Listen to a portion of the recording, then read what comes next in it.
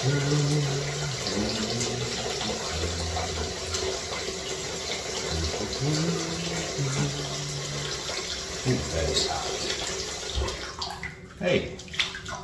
what's up, y'all?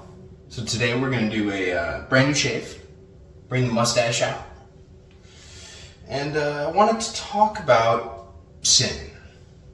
I thought that would be a fun conversation while you're sitting here watching a grown man shave, right? Because whether you like religion or not, everybody, they hold themselves sort of accountable for what they do throughout the day.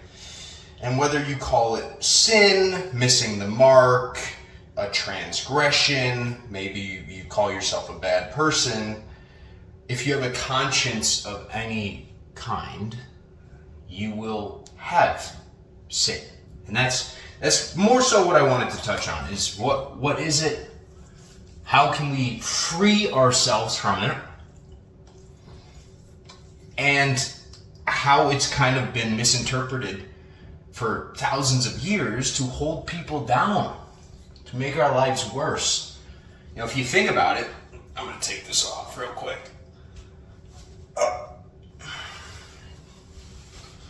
Sorry, the muscles are getting too big. Can't take my shirt off. Jesus.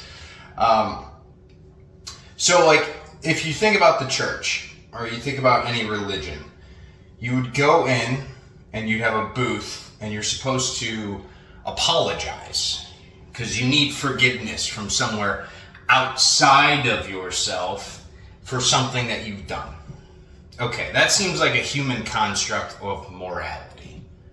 All right, firstly, we need to move on from that construct and understand that the language of God, the language of the universe, is in emotion. So whether you do something or don't do something, it doesn't matter about the action. It's more so important about the feeling state attached to it. That's what God is more so interested in. And that's the true sin. If you're going to do something, you've probably heard that saying before, do it fully. Do it to completion. Do it and use your entire heart in whatever you do. You know, set your attitude and intention to be victorious. And that's because if you leave anything on the table, that is the sin. That is the missing of the mark. Because now you're going to remember that in your memories. You're going to be held by it. I do this all the time. So maybe I'm just speaking from my own personal experience. But if I know that there's more that I could do, or I do something that I don't morally agree with for myself, not saying there's like a perfect compass. No, life should be dictated by your own internal compass. Otherwise, we're just all pointing the finger at each other saying, oh, no, that's wrong. Don't act like that. Don't do that. And that's part of the game. That's part of the game that they want us to do. They want us to look around at other people and judge others because they don't fit into our game. Not all of us are made the same. We are not all made equal in that sense, where our moral compass is the exact same as everybody else's. All right, so where am I going with this? If there is not a codified 100%, this is right, this is wrong, do this, don't do that, then it means it's entirely subjective. It's up to the soul. And if we go back to Genesis and see that we are created in the divine image of God and we are just smaller creator beings, then how can anything realistically be a sin? It seems like that's just a construct that's been built in order to keep a subscriber base coming in to the churches.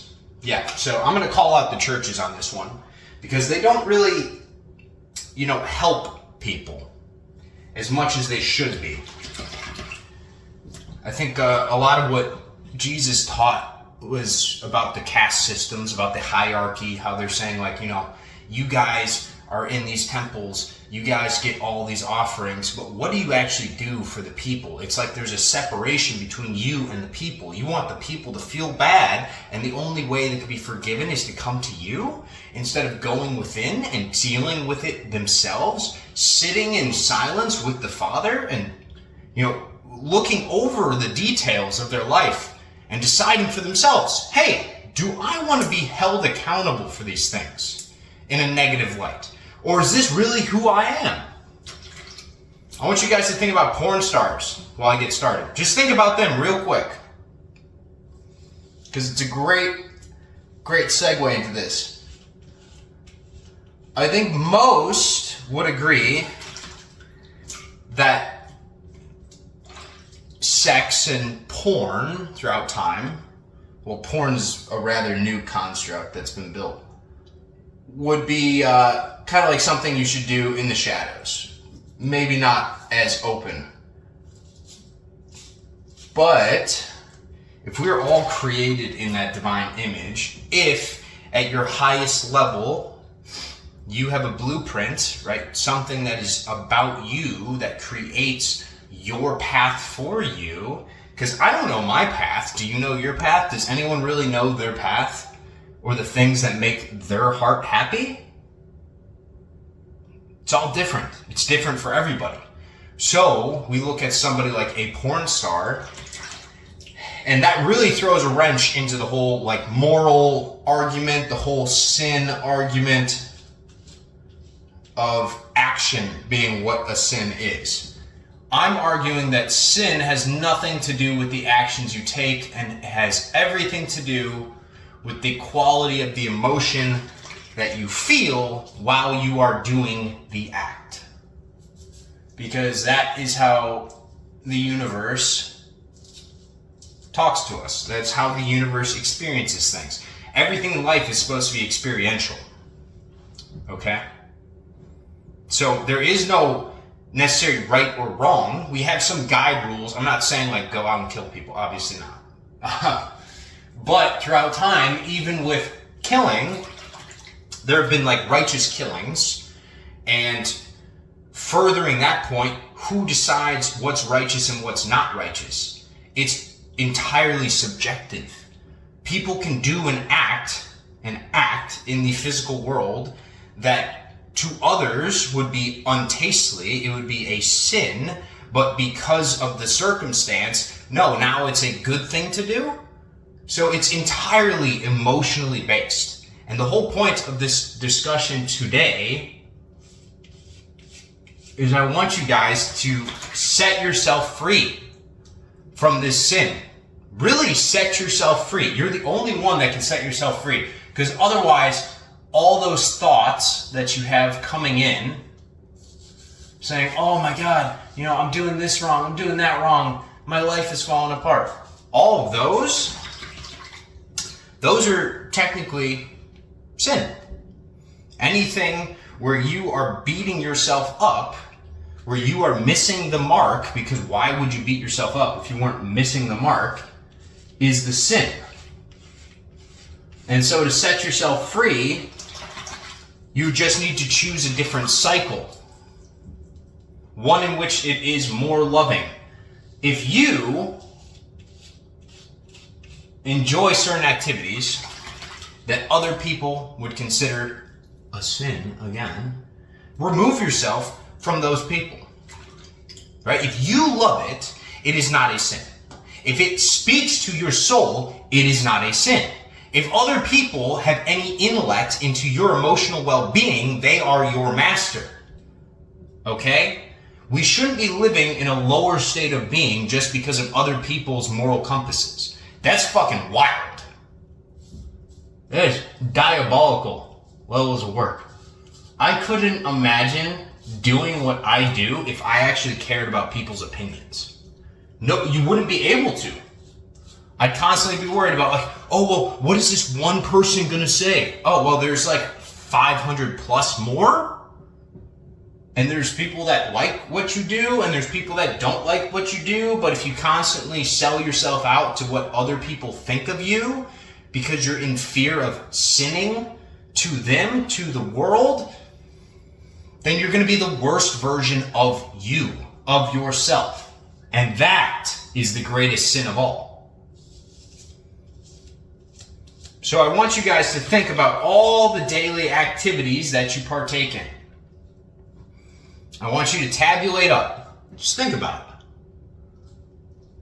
Which one of these, or if there's a couple of them, do you feel bad about when you do them? I'll give you a couple examples to make it easy. I used to beat myself up very harshly over my drinking. I still drink, by the way, but now I do so in moderation. I used to see it as a sin because I was running from being myself. I had to lower myself into a stupor because the experience of living life was painful because I was living a life in the shadows. I was not being my true self. And so that to me was a sin. But when I chose to then shrink down the amount of the alcohol, because alcohol, it's a substance, guys. I'm not saying it's bad. The alcohol's not bad. But the intention that you set when you're drinking it might be. I was choosing the intention to run away from myself, to not experience things, to hide from fucking living because of it. You see what I'm saying? Huh? See what I'm saying? That is a sin. That was bad. I was hiding from experience. I was hiding from emotion. I was hiding from relationships. I was hiding from being the true me because I was uncomfortable. But then when I shrunk it down and I started to use alcohol as a enhancer within moderation, everything started to get much better. I noticed my relationships were better. When I would go out with friends and I would just drink a few, I was still me. Except now I'm just me enjoying a 22-ounce Frosty with my boys. Okay? But I don't need it all the time. Needing stuff outside of yourself is not a good place to be. You want to be whole within. So when it comes to anything that people might constitute as a sin, whether it's drugs, it's alcohol, it's nicotine, none of that is a sin. The use of it in your heart is where the sin is created. If you are hiding from the emotions here by going into a haze up here, then I would look into that. Moderation. I know for myself personally, I very, very rarely will use nicotine now because I fall back into an addictive cycle with it. I love the stuff. I use a lot of it when I do use it. I would be, if I threw some Zins in, it would be like two upstairs, two downstairs. Oh yeah. You know, I was out at the pool yesterday and one of my buddies is like, hey man, you want a Zinaruski? I was like, a Zimbabwe? I was like, nah, I can't take one. I'm a little busy at the moment, but I'd love one. But it's all moderation. And that's really what I want to bring it back to. Is just moderation in all things. And don't hold yourself to the past. Think of the Our Father prayer and forgiving your transgressions, your trespasses. Trespasses interchangeable with sin. You know, things that you hold against yourself. Because depending on who you are going out throughout the day, somebody else could do the exact same actions as you and not feel bad for any single one of them. So who's the sinner and who's not the sinner in that case? And also, where do you get your definition of sin? Is it from other people outside of yourself? Going back to the beginning of the conversation? Exactly. All I do on this entire channel is I want you guys to think so you can set yourself free. I'm not saying to go crazy and go out into the world and just do whatever the fuck you want. No. Do what you want that is still in service to others by being your true self. It doesn't mean you have to take advantage of people. Not at all. Sin, for the most part, unless you're like hurting other people with it, yeah, don't fucking do that. And I don't know very many people, unless they're psychopaths, which wouldn't be on this channel, they wouldn't find this channel, that enjoy, like genuinely enjoy other people's suffering. This is not a channel for sadism. Some people in here might be a little masochistic. I have some of those tendencies where I love pain because pain and pleasure are very closely linked in the brain. But getting back to sin, okay? Just don't beat yourself up for things that you enjoy doing. There's no reason for it. There's absolutely no reason for it. And also, just have fun. Just have fun in life, okay? A big reason, by the way, guys, if you didn't know this, why I like filming the shaving videos is because there is something about standing here in an unedited video for however many minutes, 16 minutes, it's probably gonna end up being like 18, 20 minutes long, where I don't have a script. I'm just kind of talking my mind. I'm speaking out into the universe. I'm talking to you guys, but I'm not worried about other people and what they're gonna say about this. Okay, so whatever it is in your heart that you want to get out there, this is like a permission slip. You can go and do that. Yes, there will always be haters. There will always be haters. That's just life, okay? If you are worried more so about people saying, oh, don't do that, instead of yourself winning, then that's a personal problem. We got some internal work to do. Most of life is an inside job. It's always been an inside job. You have to change your internal world before the outside world changes for you. You have to become beautiful on the inside before the outside reflects it back to you. Same thing with abundance, same thing with joy, same thing with happiness. Every day, those emotions that you have, it's like you're casting a line out into a pond, and this pond is in the multiverse, and it can change depending on the emotions that you use to cast. And there are different people, different places, different opportunities and events in every single pond. So if you are changing your emotions by the day to be higher emotions, then the pond that you cast into will bring back opportunities that match that energy. You get back what you give. Period. Period. Okay? That's how the universe works. So the main point, bringing it all together with sin, is sin has been created by the church, by the religions, to trap humanity, not to help humanity. They created the idea of hell and demons so you have something to fear. What is fear? It is an emotion, and they want you to think about that. They want you to think about your actions and be like, oh my God, well, I'm going to burn forever. So then you keep making the same mistakes, because when you are in a lower emotional state, a lower vibration long enough, it collapses down into your reality, into your state of being. It's like you are now a permanent fisher in that pond. You put on some boots and you're damn near in the middle of it. You're in the lake of fire, just casting around, hoping that God will save you when you're surrounded by demons. Then you did it to your fucking self because of the emotional quality that you constantly surround yourself with. That's why sin is a fucking joke. It's a joke. It just means missing the mark. That's all it ever has meant, is missing the mark.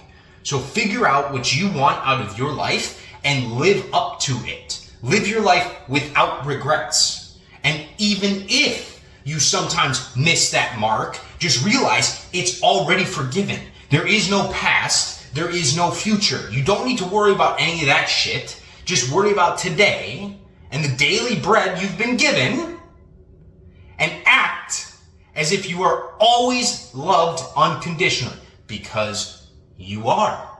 You are loved unconditionally. And when you start to live from that state of being, you'll notice that your life will drastically change.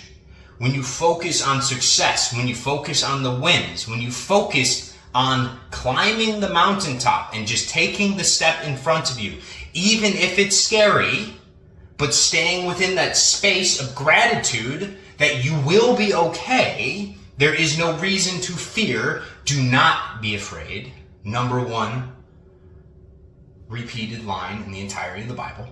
Do not be afraid. Okay?